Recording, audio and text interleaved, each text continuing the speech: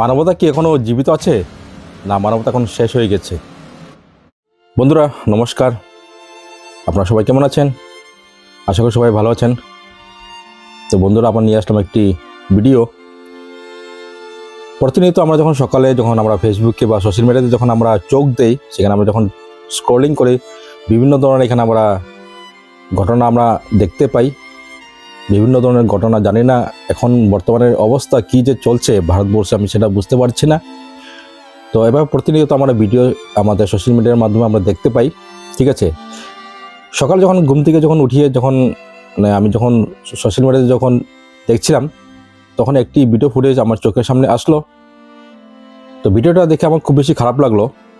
তো আজকের আমার এই বিষয়টি হলো, মানবতা কি এখনও জীবিত আছে, না মানবতা শেষ হয়ে গেছে? এর উপরে ভিত্তি করে আজকে আমি এই ভিডিওটি তৈরি করছি, এবং ভিডিওটি তৈরি করে আপনাদের সবার সামনে আমি সেটা তুলে ধরছি। আমি একটা ভিডিও ক্লিপস আপনাদের সবাইকে দেখাবো। উত্তরপ্রদেশের একটি কেস, একটি ভিডিও ফুটেজ আমি আপনাদেরকে দেখাবো, এবং আপনারা ভিডিওটি দেখবেন। দেখার পরে আপনারা আপনাদের কমেন্টের মাধ্যমে আমাকে নিশ্চয়ই জানাবেন যে মানবতা কি এখনো জীবিত আছে, না মানবতা এখন শেষ হয়ে গেছে। তো বন্ধুরা, ভিডিও শুরু করার আগে আমি সঞ্জীব সিনহা স্বাগতম জানাই আমার ইউটিউব চ্যানেল সিনহা জার্নিতে, এবং ফেসবুক প্রোফাইল সঞ্জীব সিনহাতে আপনারা ফলো এবং সাবস্ক্রাইব করতে ভুলবেন না। তো বন্ধুগণ, চলুন দেখা যাক উত্তরপ্রদেশের খুবই খারাপ লাগার একটি ভিডিও। ঠিক আছে, সেই ভিডিওতে আমি দেখার পরে আমি আপনাদের সবাইকে প্রশ্নটি করছি যে মানবতা কি এখনো জীবিত আছে, না মানবতা মারা গেছে? ঠিক আছে, তো ভিডিওটি প্রথমে দেখি, তারপরে ভিডিওটি নিয়ে আপনাদের সবার সামনে এটা বিষয় নিয়ে একটু আলোচনা করব। ঠিক আছে, তো চলুন দেখা যাক সেই ভিডিও ক্লিপসটি।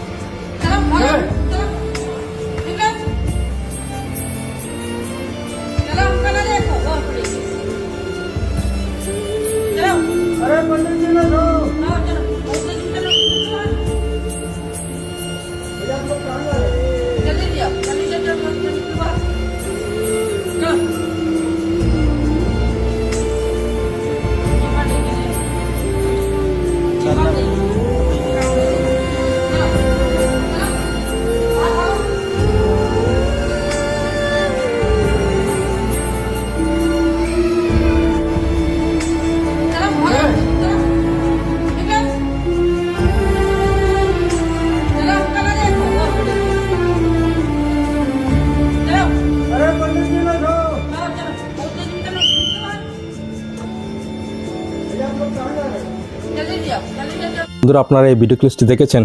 ঠিক আছে, তখন এই ভিডিওটির আসল বিষয়টা কি সেটা আমি এখন আপনাদের সংক্ষেপে একটু বিশ্লেষণ করে শোনাই।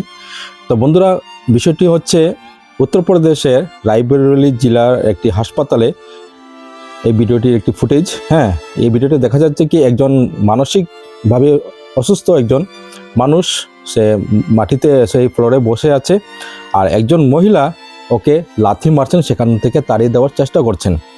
পাশে কিছু সংখ্যক মানুষ দাঁড়ানো ছিল, একটি সিকিউরিটি গার্ডও ছিল, আপনারা ভিডিওতে নিশ্চয়ই দেখেছেন।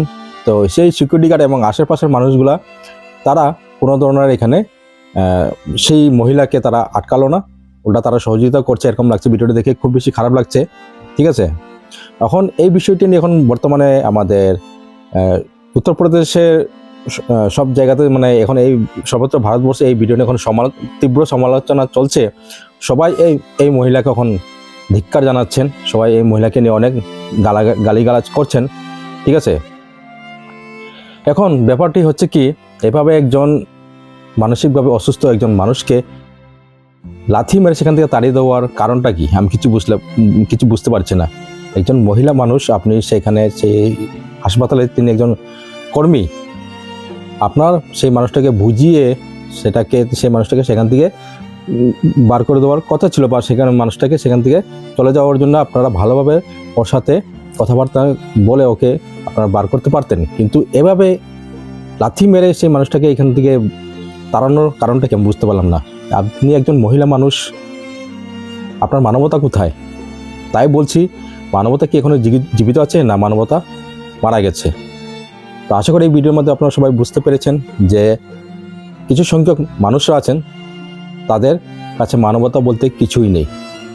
তো অবশেষে আমি উত্তরপ্রদেশের আমাদের যিনি মুখ্যমন্ত্রী যোগী আদিত্যনাথ, ওনাকে আমি আমার তরফ থেকে আমি আবেদন করছি যে এই মহিলাটাকে কঠোর থেকে কঠোর শাস্তি দেওয়া হোক, ঠিক আছে।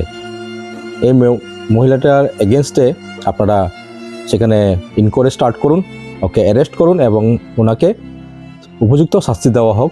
এটাই আমার উত্তরপ্রদেশের যিনি মুখ্যমন্ত্রী যোগী আদিত্যনাথ স্যারকে আমার এটাই আবেদন। তো আপনারা কি আমার এই কথা কি একমত? আপনারা কি চান এই মহিলাটাকে উপযুক্ত শাস্তি হওয়া দরকার? আপনারা যদি আমার সাথে একমত হন তাহলে নিশ্চয়ই আপনাদের মূল্যবান মতামত কমেন্টের মাধ্যমে আমাকে নিশ্চয়ই জানাবেন, ঠিক আছে বন্ধুরা। তো বন্ধুরা, এটা হচ্ছে আজকে আমার একটি বিশেষ প্রতিবেদন।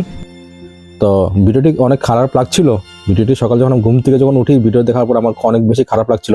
তা ভাবলাম কি এটা একটা ভিডিও করে সবার সামনে ভিডিওটি আমি তুলে ধরি, ঠিক আছে। তো বন্ধুরা, দেখা হবে আরেকটি পরবর্তী ভালো ভিডিও নিয়ে আপনাদের সামনে আমি আবার আসবো। ততক্ষণের জন্য আমি সঞ্জীব সিনহা আপনাদের সবার কাছ থেকে বিদায় নিচ্ছি। সবাই ভালো থাকবেন, সুস্থ থাকবেন, ধন্যবাদ।